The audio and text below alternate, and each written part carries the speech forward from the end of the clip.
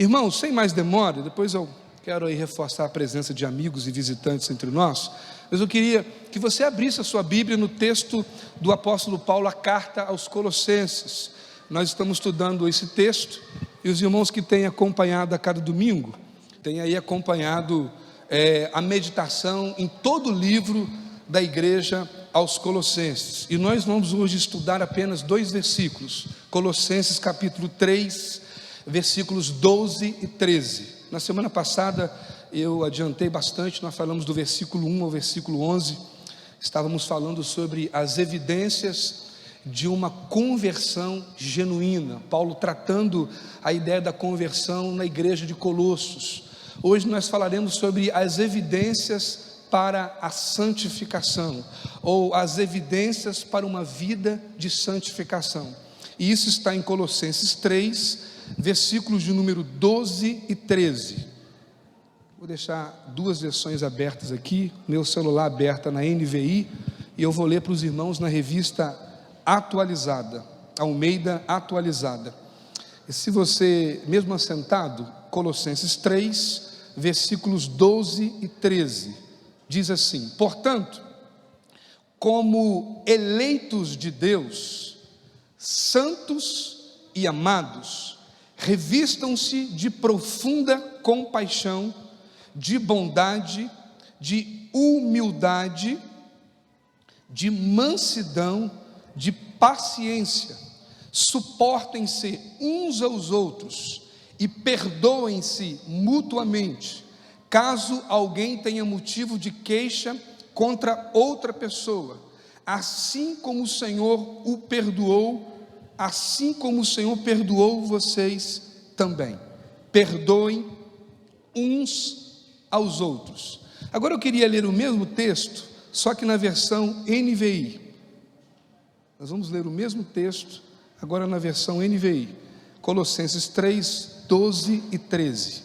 Portanto, como povo escolhido de Deus, santo e amado, revistam-se de profunda compaixão, bondade, humildade, mansidão e paciência, suportem-se uns aos outros e perdoem as queixas que tiverem um contra os outros, perdoem como o Senhor lhes perdoou. Amém? Oremos mais uma vez. Pai, obrigado pela leitura da Tua Palavra, ela de fato é viva e eficaz, e eu rogo ao Senhor agora, no nome de Jesus, que o Senhor produza em nós os frutos que a nossa vida precisa, quando a Tua Palavra chega até os nossos corações. Faz germinar no nosso coração toda a semente, todo o fruto que a Tua Palavra tem. Pai, esta é minha oração em nome de Jesus, amém. Queridos, eu queria falar sobre o desafio desse tema, evidências para uma vida de santificação. Talvez você pense comigo que falar de santificação hoje, na vida da igreja, seria algo desafiador para um pastor. O que vem à sua mente quando você ouve a palavra santificação? Será que é mais difícil para mim falar de santificação ou viver de fato uma vida que seja resposta dessa santificação? O que tem a ver a santificação com o texto que nós lemos agora? Paulo está escrevendo à igreja aos Colossenses, e Paulo vai tratar especificamente, a máxima no capítulo 3, dessa grande vertente que está exatamente num versículo anterior que nós lemos. Observem comigo que a primeira palavra do versículo 12 é portanto. Essa palavra portanto, ela vai fazer uma ligação, ela vai fazer uma conexão da ideia que Paulo estava trabalhando anteriormente com a igreja.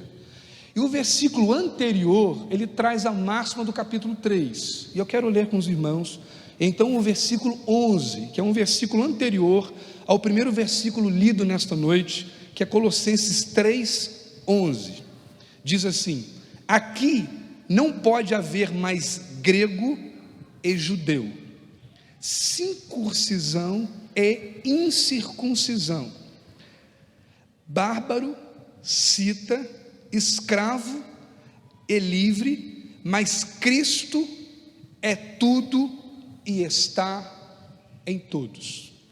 Talvez o principal tema do capítulo 3 é isso: Cristo é tudo. Olhar o nosso tudo, ou tudo aquilo que nós imaginamos que seja o tudo com Deus, na perspectiva da palavra de Deus, e à luz especificamente do que Paulo traz à igreja de Colossenses, se resume nesta afirmação: Cristo é tudo. A grande pergunta é o quanto que Jesus deixou ou não de ser máxima na nossa vida. O que é ter Cristo como tudo?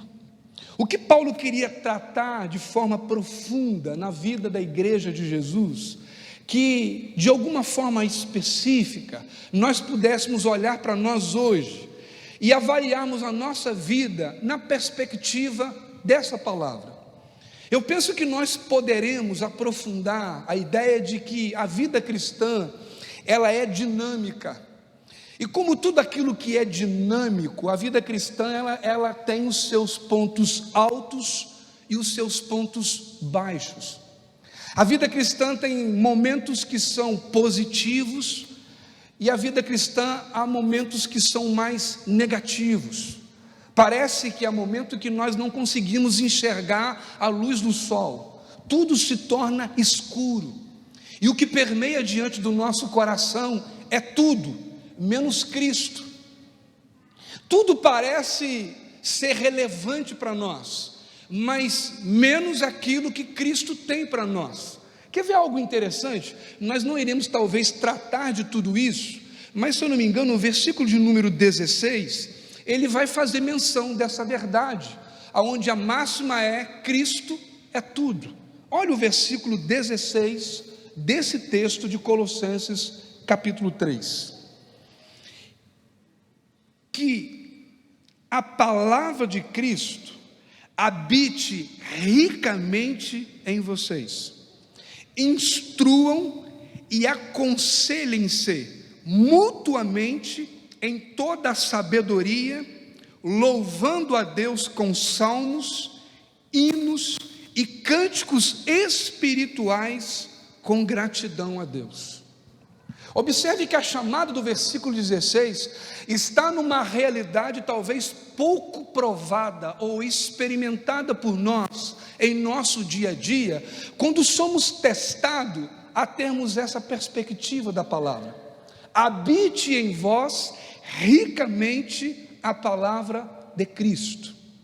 O que Paulo queria reconectar com a igreja era que na dinâmica da vida cristã você teria ou liberdade ou escravidão, de que o fato de nós sermos abençoados por Cristo, nós não estaríamos imunes aos desafios de uma vida na carne e não uma vida no Espírito. Observem que os versículos anteriores, e os irmãos que estão nos acompanhando, viram que na semana passada, quando eu trouxe e fiz menção de uma vida onde a base tem a sua conversão genuína, a mudança que o nosso coração tem, quando Cristo se de fato torna Senhor absoluto do nosso coração, nós venceríamos aquilo que Paulo trouxe à igreja de Colossos, como pecados morais, sociais e sexuais. Isso é uma realidade da igreja, não é uma realidade do mundo. E como lidar com isso? O versículo 5 ao versículo 9 vai falar de algo que Paulo diz que eu e você teremos que nos despir. Paulo vai falar de uma roupagem nova. Paulo vai falar de quem nós éramos e de quem agora quem nós somos, quando Cristo passa a ser tudo para nós. Quando o que mede e faz referência para nós de maior relevância é o que Cristo falou e não apenas aquilo que eu quero. Esse é o grande conflito que no dia a dia nós não conseguimos vencer. Eu chamo que às vezes parece que existem elementos que eu chamo de roubadores da fé, porque a Bíblia diz, e o que a Bíblia diz é verdade, e entre tantas coisas a Bíblia diz que sem fé é impossível agradar a Deus. Mas a mesma Bíblia diz que é impossível agradar a Deus sem a fé. Diz que a fé vem pelo ouvir e por ouvir a palavra de Deus. E quando nós estamos sendo expostos à palavra, Deus de alguma maneira está promovendo fé, trazendo essa riqueza para que o meu e o seu coração se mantenha dentro daquilo que Ele espera que você viva.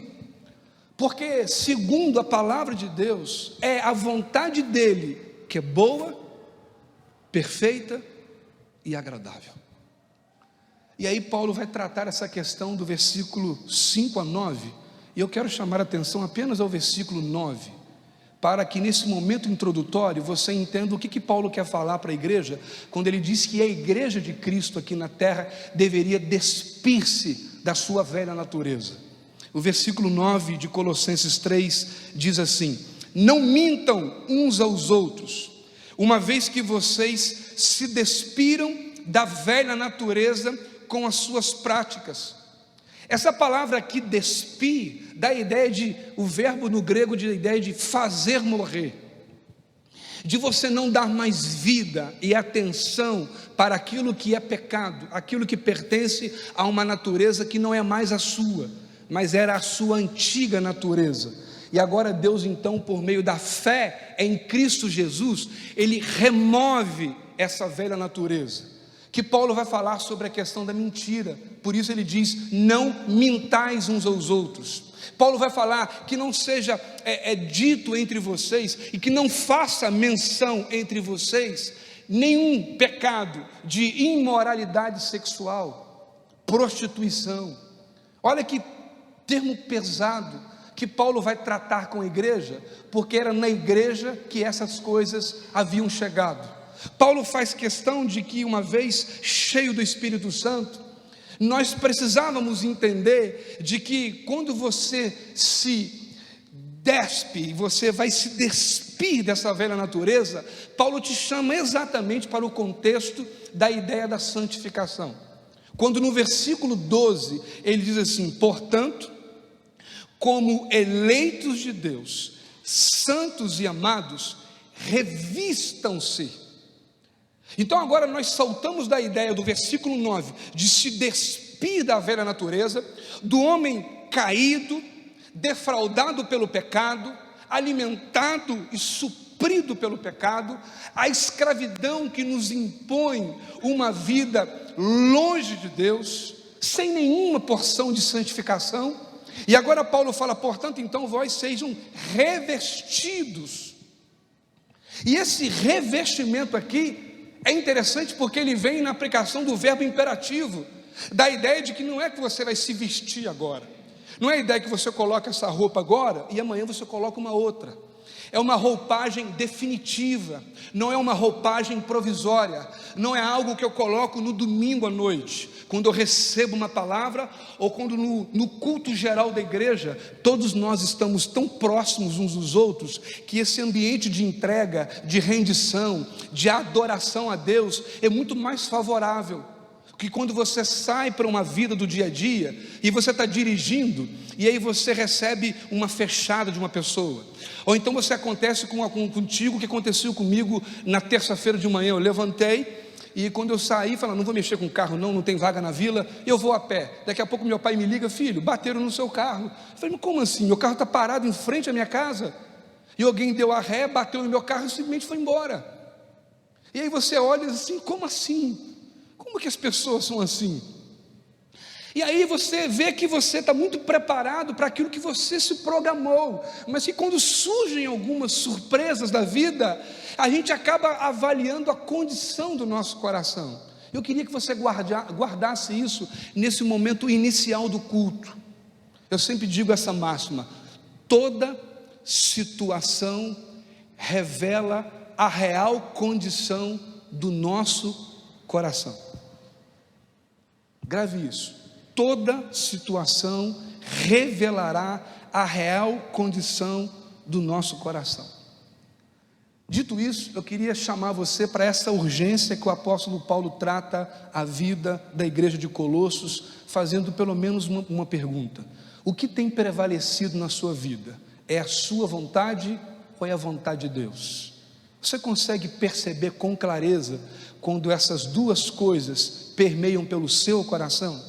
Não pelo coração agora do seu irmão ou da sua esposa, mas vontade de Deus para você. Que relevância tem isso? Então, sem que você me responda, só reflita nisso. Vamos partir para a pergunta que vai nos afirmar 4 verdades para que eu e você, ao sair daqui nessa noite, saibamos quais são as evidências para uma vida de santificação. E eu pergunto, como podemos receber ou identificar os sinais para uma vida de santificação?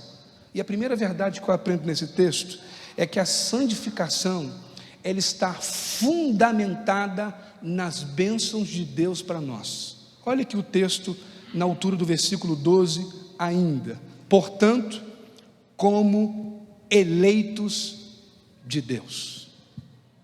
Você já parou para pensar nessa palavra? Paulo agora está fazendo com que a igreja redirecione o seu ouvido e a sua atenção para a máxima da eleição. Deus não está falando com alguém que Ele não elegeu, que Ele não chamou, que Ele não conhece. Deus não está falando com estranhos. Deus não está falando para alguém que Ele não conhece. Deus não pega a vida do apóstolo Paulo para falar com pessoas que não haviam experimentado a sua graça. Paulo não está falando para alguém que não conhecia Deus. Paulo não está falando para pessoas que não tinham mero conhecimento.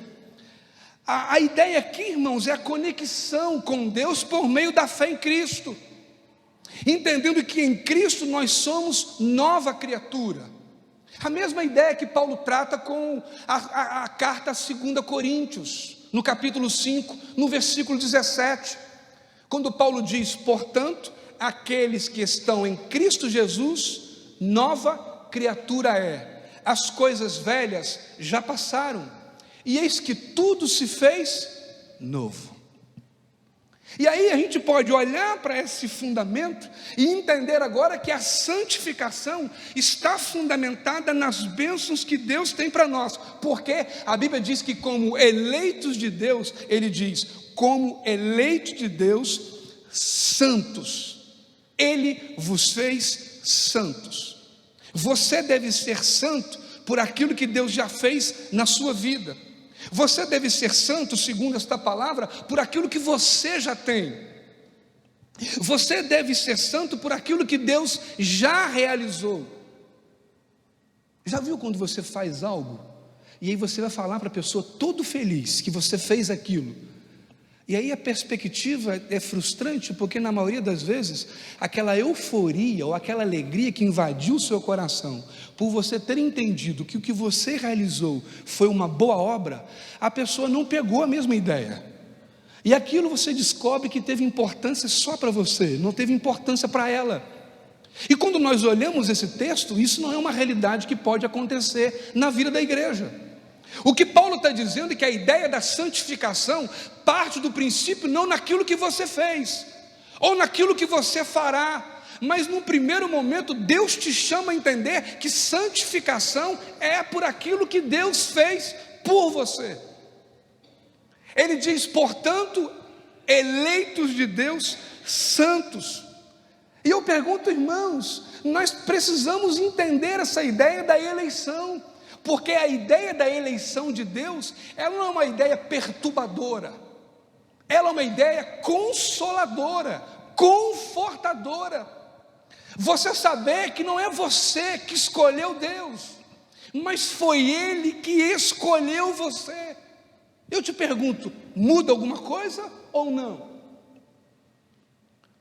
E é por isso que nós precisamos atentar para aquilo que a palavra de Deus diz, e não apenas por aquilo que nós talvez entendamos que ela falou ou não. Muda todo o sentido da ideia de santificação, porque, pense comigo, como fazer alguém esperar? Alguém tem vida se essa pessoa está morta?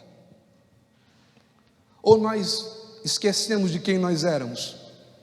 Paulo diz em Efésios 2, vós que estavam mortos em seus pecados e delitos, falando de morte espiritual. Como esperar alguém livre se ele ainda é escravo do pecado? Como criar a expectativa de alguém que, ao invés de ser salvo, ainda está perdido, dentro do seu egoísmo, de uma vida que Deus é apenas um meio pelo qual ele deseja ser abençoado, mas Deus de fato não é Senhor na vida dele? Ou será apenas eu que conheço pessoas que usam o nome de Deus em vão? A Bíblia diz: não usei o nome de Deus em vão.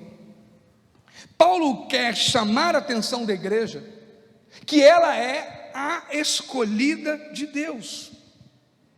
E como escolhido de Deus, nós não podemos esquecer que toda iniciativa de algo bom na nossa vida provém dele e não de nós. Por isso a nossa fé, ela não é uma causa, ela não é simplesmente algo que foi colocado para nós.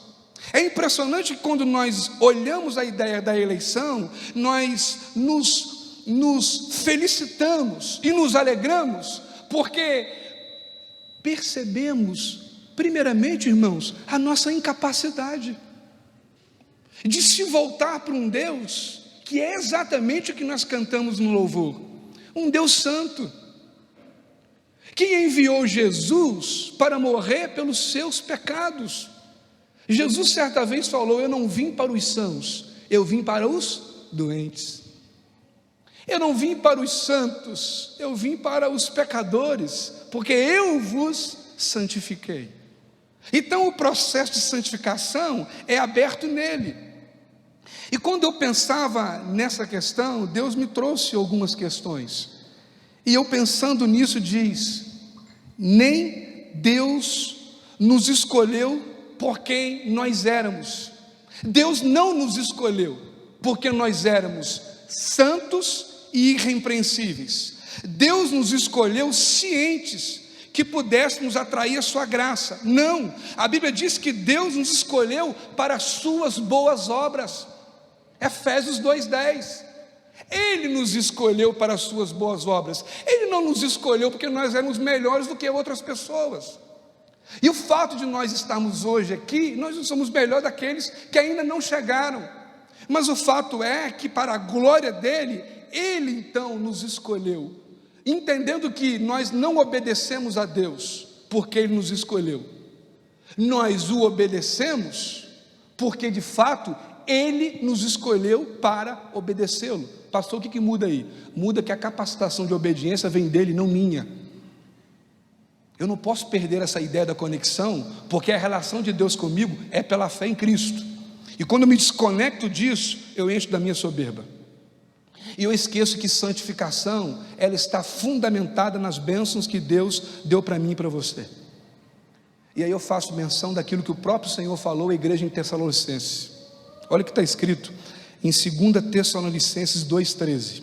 Mas nós devemos sempre dar graças a Deus por vós, irmãos, amados do Senhor, porque Deus vos escolheu desde o princípio para a santificação do Espírito e a fé na verdade.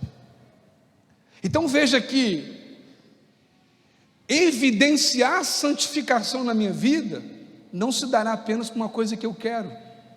Isso está antes do que eu quero. Isso está sob a autoridade e o governo de Deus na minha vida, que definiu que na escolha dele, ele me separaria para ser santificado no Espírito e na verdade.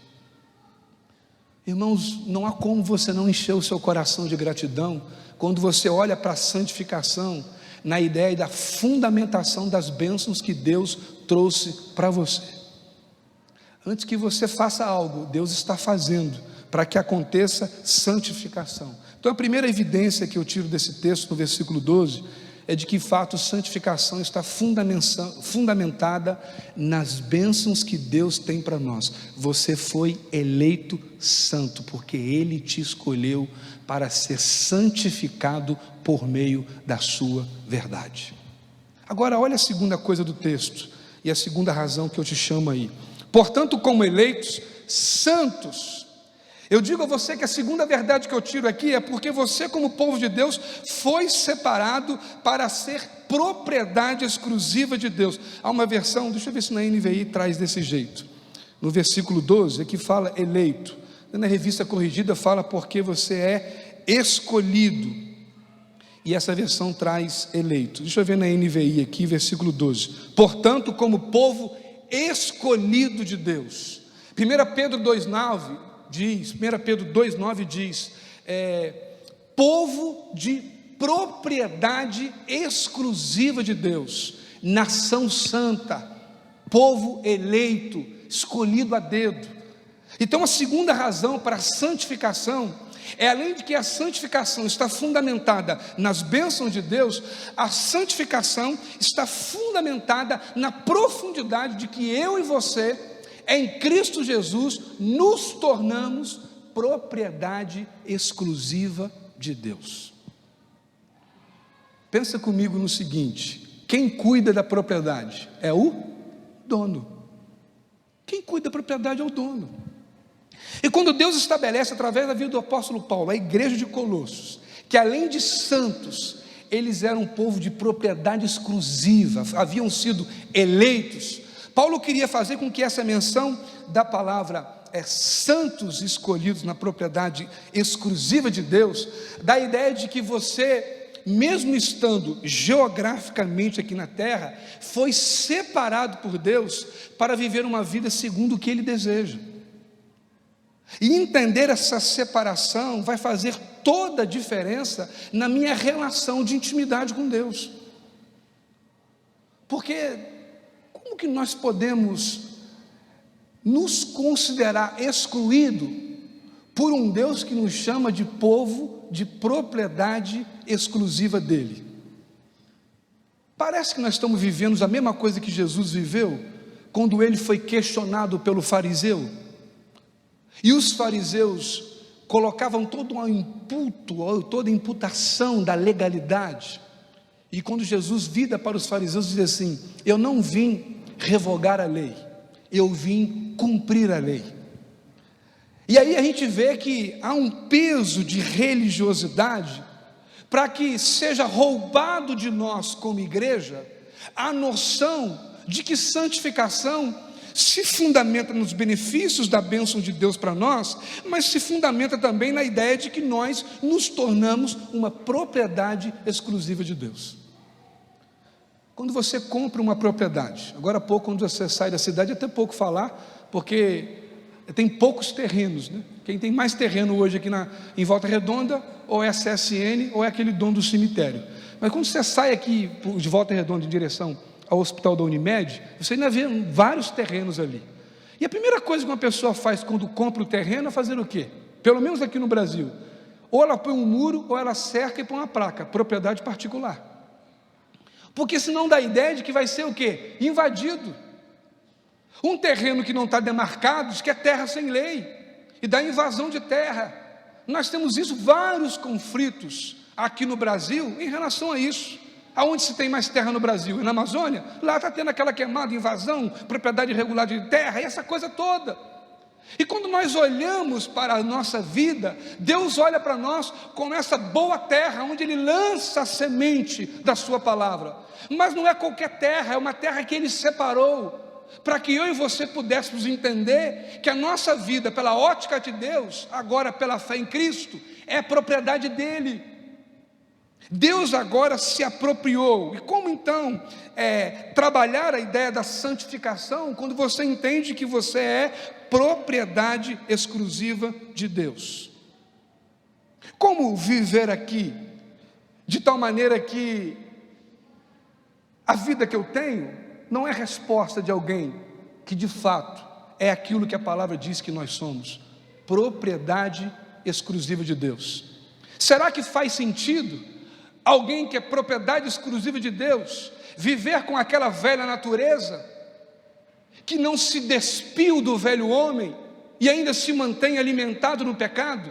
É uma mentira aqui, é uma visita num site pornográfico, é algo que quando ninguém me vê, eu revelo quem de fato eu sou, e eu vou me permitindo andar por caminhos que não faz parte da extensão dessa propriedade que Deus estabeleceu, que é o meu coração, em Cristo, alimentado pela palavra de Cristo. Então não faz mais ideia viver nesse mundo com os deleites que o pecado traz. E Paulo vai tratar isso de forma muito bem colocada, quando ele vira também na igreja de Gálatas e diz: essas são as obras da carne. Aí diz: ciúme, inveja, glutonaria, comer demais. Quantos são os pecados que, trazidos à nossa carne, rouba de nós essa perspectiva? Irmãos, Paulo queria dizer que essa ideia de propriedade é a mesma ideia de um casamento. Quando você vê um casal fazendo a declaração, um ao outro, de aliança eterna, já viu? Na saúde e na tristeza, na riqueza e na pobreza, e dá aquela aliança toda, selam com um beijo, aí você sai impactado com aquela aliança de amor, de compromisso. Aí instantaneamente, imagine se isso fosse possível, aquele casal mal sai do altar no dia do casamento, e aquele homem que declarou amor à sua esposa, já está se interessando por outra mulher naquela mesma noite, e aquela esposa que se declarou fiel ao seu marido, naquela mesma noite, já se declara apaixonada por um novo homem. É possível isso? Não. Essa é a mesma ideia aqui de propriedade exclusiva de Deus. Sabe por quê, irmãos? Porque quando nós olhamos como esse texto diz, que nós somos escolhidos, propriedade exclusiva de Deus, o Espírito Santo de Deus, através da vida do apóstolo Paulo, quer nos lembrar que Deus nos amou a ponto de nos comprar por alto preço. Ele nos amou, Ele nos comprou. Há uma aliança de Deus conosco, há um compromisso dEle conosco. E nessa noite a perspectiva é o quanto que nós entendemos esse compromisso, de forma a saber o quanto que nós temos tido de resposta a esse compromisso que nos é dado por Deus. A Bíblia diz que nós só amamos a Deus porque Deus nos amou primeiro. Ou seja, antes que Deus exija algo de nós, Ele mesmo se encarrega de fornecer a nós o que nós precisamos para dar de resposta a Ele. Romanos 5:8, a Bíblia diz que o amor de Deus, Ele é derramado em nós por meio do seu Espírito Santo. Então nós podemos entender que a relação de santificação, ela está totalmente ligada à base do amor, porque o Senhor nos comprou e se aliançou conosco, e é por isso que nós podemos ter intimidade e sermos santificados pela sua verdade. Agora acompanhe comigo, por que então que nós ainda devemos ser santos? Porque a evidência da santificação se faz pela fundamentação da bênção de Deus. Somos santos, separados, somos escolhidos. Agora veja comigo a terceira razão: o povo de Deus já foi profundamente amado por Ele. Ele diz: portanto, como eleitos de Deus, santos e amados. Eu te pergunto, você se sente amado por Deus? Se eu pudesse exigir de você apenas um exemplo, de que você de fato é amado por Deus, o que você falaria para mim em relação ao amor de Deus pela sua vida? O texto é claro ao dizer que nós somos escolhidos, fomos santos, fomos separados, e nós também fomos amados. Aliás, perdão, somos amados, não fomos, somos amados. A Bíblia diz aquele, tudo que não provém do amor, não provém de Deus, porque quem não ama, não conhece a Deus, porque Deus é amor. A grande pergunta não é agora se você é ou não amado por sua mulher, é ou não amado pelo seu marido. A base da santificação vai se dar porque você foi escolhido, porque você foi separado, mas porque você é amado. Perceba que o texto se mantém conectando nele, mas a grande pergunta talvez não é o que você seja agora, ou o que você sinta como você é agora. Talvez nós precisamos ser lembrados de quem nós éramos, ou talvez de quem ainda somos. E aí eu trago à sua memória o texto de Efésios 2, 12. Olha quem nós éramos: estáveis naquela época sem Cristo, separados da comunidade de Israel, estranhos às alianças da promessa, sem esperança e sem Deus no mundo. Você conhece alguém que está assim hoje? Eu vivi 19 anos assim, eu estou com 45, há 26 anos eu entendi o que era o amor de Deus e me entreguei a Ele, mas eu era exatamente essa pessoa. E eu quero fazer uma menção de um grande teólogo chamado John Stott.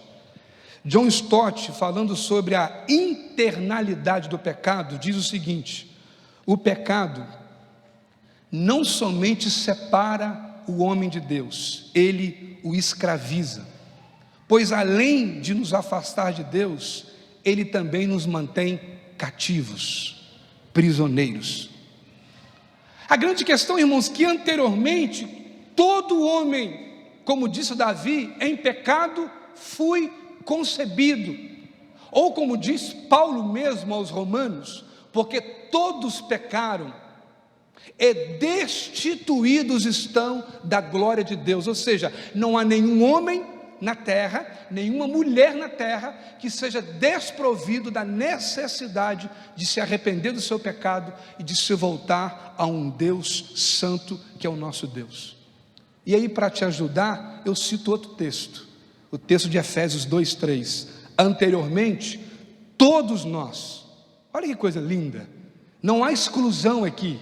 Olha, anteriormente todos nós também vivíamos entre eles, satisfazendo as vontades da nossa carne, seguindo os desejos e pensamentos. Como os outros, éramos por natureza merecedores da ira. Pergunto, quantas vezes nós nos esquecemos da nossa antiga natureza? Nós esquecemos quem nós éramos. Até porque é uma máxima, de que existem pessoas boas. Eu ouvi dizer assim: nossa, essa pessoa não está na igreja, mas ela é tão boa, pastor. Irmãos, o texto é claro em dizer que todos os homens andavam perdidos no mundo, pecado, segundo o curso do seu coração. O que Deus quer dizer aqui, através dessa palavra, é que não há como ninguém se voltar a Deus pelas suas próprias forças, habilidades ou capacidade. Deus comprovou o seu amor por nós, nos amando enquanto nós éramos pecadores. Agora, guarde isso, o texto diz que nós somos amados. Olha que texto lindo, Zacarias capítulo 2, versículo 8. Olha o que o profeta ouve como palavra para a igreja, para o Israel de Deus, o povo de Deus. Ele diz: o texto diz, Zacarias capítulo 2, versículo 8, deixa eu até ler na NVI aqui, para não ter ruptura. Eu quero que você acompanhe comigo Zacarias capítulo 2, versículo 8. Se você tem curiosidade, leia em casa também esse texto. Zacarias 2, versículo 8. Porque assim diz o Senhor dos Exércitos: Ele me enviou para buscar a sua glória entre as nações que saquearam vocês, porque todo o que tocar em vocês, toca a menina dos olhos dele. Deus levanta o profeta para dizer o seguinte: diga para o meu povo, que aqueles que estão roubando, saqueando, tocando, ferindo neles, eles vão saber que quando tocam no meu povo, na minha igreja, está tocando na menina dos meus olhos. Olha o nível da intimidade que Deus gera pela fé em Cristo, em mim e você. Olha a percepção que Paulo queria trazer à igreja, quando nós podemos trazer menção do texto de Zacarias, de que nós, como amados de Deus, somos herança dele. A Bíblia diz que em Cristo, por meio do Espírito, nós nos tornamos a habitação do Espírito. O Espírito de Deus habita na igreja. E por isso que a santificação se dispersa, porque ela está a ideia naquilo que o homem faz. E Paulo está ensinando a igreja que a santificação é por aquilo que Deus fez. Então, irmãos, se o amor é bom, receba a noção do amor de Deus pela sua vida. É a palavra de Deus que diz que eu e você somos amados. E aí talvez, se não for suficiente, nós podemos trazer à sua memória Isaías 62:5, que a palavra de Deus para mim e para você diz assim: nunca mais a chamarão de abandonada, e a sua terra não será chamada de arrasada. Você será chamada de minha delícia, e a sua terra de casada, porque o Senhor se delicia em você, e a sua terra se casará, porque como o jovem se casa com a moça, assim os seus filhos se casarão com você. Como o noivo se alegra com a noiva, assim o seu Deus se alegrará em você. Irmãos, Deus se satisfaz em você, porque a obra que Ele faz em você está firmada no Filho dEle, Jesus Cristo. É Deus dizendo assim: eu me delicio em você, você é amado meu. Então a santificação está fundamentada nas bênçãos de Deus para nós, porque fomos eleitos. Santificação está fundamentada porque nós somos santos, separados. Mas santificação é evidenciada pelo amor de Deus, porque o amor se torna a provisão que nós precisamos. Se não tivesse o amor de Deus por nós, nós estaríamos aniquilados. A base da fé está em Deus. A fé não é coisa do homem, a fé é dom de Deus. 1 Coríntios 12:7, a palavra dom ali é presente, é Deus te presenteando. Eu te pergunto, quem não quer receber presente? Principalmente se você saber que esse presente vem de Deus. Não deixe o diabo roubar da sua vida aquilo que o Senhor conquistou para você. Nós precisamos ouvir isso. Lembra quando Jesus se batizou no Rio Jordão? A Bíblia diz que o céu se abriu, o Espírito Santo veio em forma de pomba, e uma voz bradou no céu: este é o meu filho amado. O próprio Jesus ouviu o quanto que ele era amado. Eu queria fazer uma alusão à sua vida, à vida de alguém que traz tanta referência para nós no Antigo Testamento, que é Daniel. Daniel é lembrado por tantas coisas como aquele que orava de manhã, à tarde e à noite. Olha o que Deus fala a Daniel em Daniel capítulo 10, versículos 7 a 12. Só eu, Daniel, tive aquela visão. Os homens que estavam comigo nada viram, mas ficaram com muito medo, fugiram e se esconderam. Assim fiquei sozinho e contemplei esta grande visão, e não restou força em mim. O meu rosto mudou de cor e se desfigurou, e perdi as forças. Contudo, ouvi a voz das suas palavras, e ouvindo essa voz, caí sem sentidos, com o rosto em terra. Eis que a mão de alguém tocou em mim, e me ajudou a ficar de joelhos, nas palmas das mãos.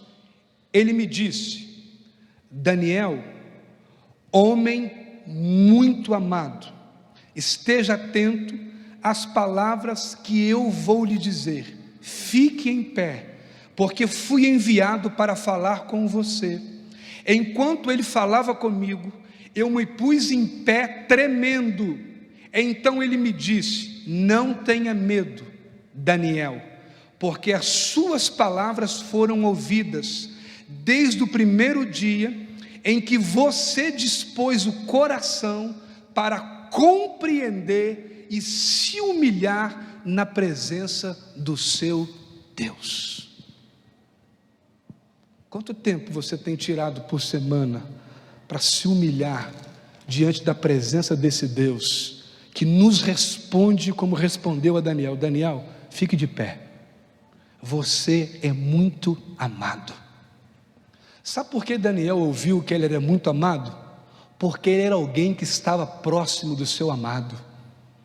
Daniel tinha prática da vida cristã, ele sabia o Deus a quem ele servia. E Daniel então entende essa questão de que, irmãos, note que todas essas verdades, elas vão ou não motivar na vida de um crente, na pureza e na santificação. Quando você olha para a palavra de Deus e vê que a santificação está fundamentada nas bênçãos de Deus, porque você foi eleito, você foi separado, santificado nele, e você foi amado a amor de Deus para com a sua vida. Como então viver longe desse amor? A pergunta é: você acredita ou não que há recurso suficiente de Deus para que haja santificação no seu coração? E eu encerro, irmãos, com a quarta verdade, de que uma das evidências da santificação também é porque eu e você fomos completamente perdoados por Deus. Olha o versículo 13 de Colossenses 3: suportem uns aos outros e perdoem-se mutuamente, caso alguém retenha motivo de queixa contra outra pessoa. Assim como o Senhor perdoou vocês, perdoem também uns aos outros. Veja bem que o texto diz: perdoem como o Senhor lhes perdoou. Irmãos, ninguém pode dar o que não tem. Eu só posso perdoar quando eu entendo que eu já fui perdoado. Se eu não entendo que eu necessito do perdão de Deus, ou não entendo que nem eu fui perdoado por Deus, como que eu vou perdoar alguém? E eu entendo que perdão não é opção, perdão é mandamento. O texto é claro, diz: perdoai-vos uns aos outros. Essa palavra perdoar aqui está totalmente ligada à santificação. E você sabe que santificação, ela só acontece porque primeiro Deus perdoou os nossos pecados, o pecado do passado, do presente e do futuro. Isso é incompreensível para a nossa natureza. Quando nós olhamos para esse texto sem a fé, sem valorizar o que Deus fala e não o que eu falo. Lembra de Romanos 8:1? Eis que nenhuma condenação há para aqueles que estão em Cristo Jesus. Aliás, eu nem vou mais para outro texto, eu vou usar o próprio texto de Colossenses, porque em Colossenses capítulo 2, versículo 13 e 14, está falando que a santificação depende do perdão. Olha aqui, é Bíblia, irmãos, Colossenses 2, 13 e 14. E quando vocês estavam mortos nos seus pecados e na incircuncisão da carne, Ele lhes deu vida juntamente com Cristo. Como? Olha aí o texto: perdoando todos os nossos pecados.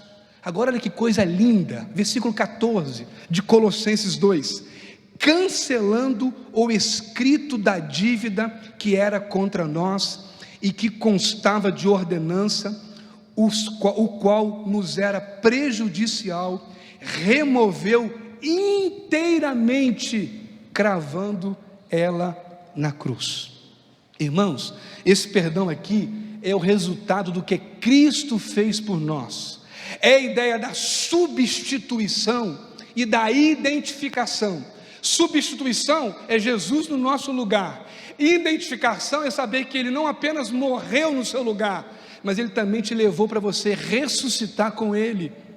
Então a vida que eu vivo agora, eu posso exclamar como Paulo exclamou em Gálatas 2:20: eis que a vida que eu vivo agora na carne, eu a vivo pela fé, não vivo mais por aquilo que eu creio, mas por aquilo que Deus fala comigo, porque Cristo vive em mim. Esta é a função que o Espírito Santo provoca em mim e você, para que nós entendamos que se alguém se aproxima de Deus, é porque ele tem a garantia do perdão. Veja que compreender o perdão é a máxima, não há nada mais importante do que isso. Pense comigo, sim ou não? Existem pessoas, irmãos, que nutrem um peso na alma. O mês de setembro está sendo considerado um mês de prevenção ao suicídio, porque mais de 95% do suicídio é tratado pela depressão. E diz que em 2020 a perspectiva, pela falta de consideração com a perturbação da alma, vai ser o maior índice de morte no mundo será pelo suicídio na depressão. E aí, irmãos, eu quero fazer alusão do livro, quando o livro de John Bunyan, O Peregrino, ele conta a história de um homem que caminhava com a mochila, e essa mochila representa o pecado, o fardo da culpa, do engano, do medo, das frustrações, e diz que a culpa e o peso e a dor que esse homem carregou perdurou até o momento em que ele encontra com a cruz de Cristo, e ele entende claramente esse texto de Colossenses 2, 13 e 14 e Colossenses 3, 13, o que é de fato receber o perdão de Deus. Talvez, irmãos, a maior dor que eu carrego não é o perdão que o meu irmão não me entregou, é a falta da revelação do quanto que o perdão de Deus me santificou e me garante santificação em Cristo. Nós precisamos olhar para a nossa vida como uma vida desse peregrino, que só encontrou resposta quando ele entendeu o que era perdão. Ter a nossa vida a evidência da santificação e entender que a fundamentação da santificação está na bênção de Deus, porque Ele nos escolheu, porque Ele nos separou, porque Ele nos ama, porque Ele nos perdoou. Eu quero concluir essa mensagem dizendo o seguinte: a santificação é uma realidade que deve ser não apenas entendida, mas ela deve ser vivida por meio da fé em Cristo, que Deus nos concede a cada novo dia aqui na terra. É certo que em nossa caminhada, irmãos, haverá muitos conflitos. Como disse no início, a vida cristã é dinâmica, e o próprio versículo 13 ensina como lidar com esses conflitos. Ele estabelece a base da restauração por meio do perdão, porque a falta de perdão gera prisão. E se existe alguém que é capaz de nos libertar, esse alguém é Cristo. A Bíblia diz: se pois o Filho vos libertar, verdadeiramente sereis livres. João 5,24 diz: aquele que crê em mim, disse Jesus, eis que passará da vida para a morte e terá vida eterna. A questão é, como que está o nosso coração? Será que nós somos esse peregrino do livro de John Bunyan? Quando John Bunyan fala que ele só teve a mudança do peso da sua alma quando ele encontra com a cruz de Cristo, sabendo que a dívida imposta pelo pecado jamais pode ser tratada e paga pelo homem, a não ser se for pelo homem Jesus, o Deus homem que habitou entre nós e sofreu e pagou o que nós não podíamos pagar. Mas nós esquecemos da soberba e a vaidade do nosso coração, que faz por valer o merecimento que nós temos. Quando nós olhamos para a cruz, vimos que nós não merecíamos nada, mas mesmo assim Ele nos amou. Eu queria que você saísse aqui desta noite com essa palavra, porque eu sei que há muitos em nossa geração que são levantados para carregar a pedra. Lembra daquele momento em que Jesus está com a prostituta, que é trazida a ele por acusação? Eles dizem: ela foi pega em adultério, a lei de Moisés diz, ela tem que ser apedrejada. Jesus olha para aquela mulher, olha para aquele povo e diz assim: correto, quem não tem pecado, que atire a primeira pedra. Existiam 3 pessoas naquela história. Existiam os fariseus, que acusavam Jesus de não ser um homem eleito por Deus para trazer a palavra de Deus. Eles queriam botar Jesus numa cilada. Ali estava a religiosidade, a barreira da religião. O outro lado era a prostituta, que representa a podridão do pecado. Mas a terceira pessoa era Deus. Desses 3, só um não tinha pecado. E exatamente quem não tinha pecado não carregava a pedra. Jesus podia e tinha toda a autoridade para pegar aquela pedra e fazer se cumprir a lei que Moisés dizia, que uma mulher pega em adultério deveria ser apedrejada. Jesus, ele não estava com a pedra, porque ele é apresentado na Bíblia como a rocha, o fundamento da fé. aquilo que enrijece nosso coração, bloqueando ele, quando todo espírito do mal, que se levantando contra nós, nos coloca como o acusador ou como o juiz. Nós o tempo todo estamos julgando pessoas, e nós também somos julgados por ela. Mas essa noite a palavra de Deus nos trouxe a grande questão de que santificação está fundamentada em Deus, no que Ele fez por nós. Não há como você sair daqui nessa noite sem rogar ao Senhor uma cura para o seu coração. Irmãos, a pessoa que a falta de perdão adoece, porque não há como ter vida com Deus se eu não entendo a base do perdão. Tudo com Deus começa por meio do perdão. O perdão está ligado à santificação. Deus perdoou os nossos pecados. E nessa noite Ele te trouxe aqui para que você pudesse avaliar a sua vida mesmo. Quando eu recebo esta palavra, eu mesmo avalio a minha vida, pedindo a Deus misericórdia para que eu não possa jamais esquecer desse perdão. Porque sem Ele não haverá possibilidade de restauração para o meu e o seu coração. E se existe alguém que quer ver o seu filho bem, este alguém é o Senhor. Nós não podemos esquecer de que Deus é muito melhor do que nós. Mateus capítulo 7 diz: qual é o pai que se o filho lhe pedir pão, ao invés de pão, este pai lhe dará uma pedra? A Bíblia diz: qual é o pai que se o filho lhe pedir um peixe, ao lugar de peixe, este pai lhe dará uma cobra? Aí Deus diz assim: quanto mais o vosso Pai Celestial vos dará boas coisas, se vos lhe pedirem. Se você olhar Deus como Pai, você precisa entender que você é filho. E a Bíblia diz que a condição de ser filho é receber Jesus como Senhor. E Jesus como Senhor, Ele mostra que Ele nos perdoou. Lembra de João 1, 11 e 12? Eu vim para os meus, e os meus não me receberam, mas a todos aqueles que me receberam, Deus lhe deu o poder de serem filhos de Deus. Se você não é filho, você pode se tornar hoje. Se você já é, saia daqui com a certeza: sou amado, fui perdoado, não há peso, não há culpa mais, porque Jesus pagou a culpa que eu tinha. A cruz me identifica, e eu queria concluir dizendo: Cristo é tudo para você? Então você pode se identificar com Ele.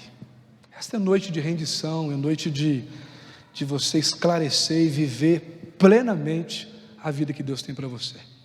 Evidencie a santificação por aquilo que Deus fez, porque por meio do que Ele fez, você poderá fazer tudo o que Ele tem para você. É por isso que Ele diz, atribua seu coração, final do versículo 12, alinhe com toda bondade, humildade, mansidão e paciência.